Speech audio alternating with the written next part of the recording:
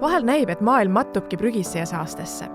Siin on paar näidet, mida saavad suurettevõtted teha, et nende ökoloogiline jalajälg veidi väiksem oleks. Toodetud kaubad jäävad pärast tarvitamist aastasadadeks prügimäele vedelema. Aga mitmed suured tehnika- ja rõiveettevõtjad koguvad näiteks kasutatud asjad kokku ja töötlevad ümber või taaskasutavad neid. Üks ülemaailmne kohvikukett näiteks ei viska kasutatud kohvipuru lihtsalt ära, vaid teeb sellest hoopis enda müügikohtadesse laudu. Ka Tallinki laevadel on kindel protokoll prügi ja jäätmete osas, et Läänemeri jääks puhtaks ja kalad ikka rõõmsaks. Kavalamad aga toodavad juba asju eos sellisest materjalist, mis pärast loodusesse seisma ei jääks.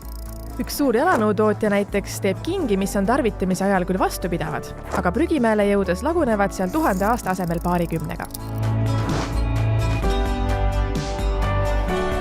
Kuna üks suurimaid saastajaid maailmas on liiklus ja inimesed liiklemist niipea ilmselt ära ei lõpeta, siis otsitakse aktiivselt mooduseid seda säästvamaks muuta.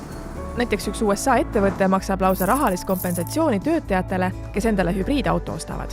Ja näiteks Tallinki laev Megastar kasutab kütuseks naturaalset veeldatud maagaasi, mis paiskab diiselkütusega võrreldes õhku palju vähem heitgaase.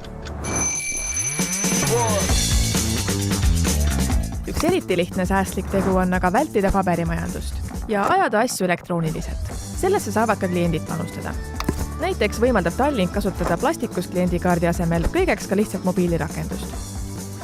Kui inimesed ja ettevõtted üheskoos sammhaaval rohelisema tuleviku suunas astuvad, võib meie planeet veel päris puhtaks saada.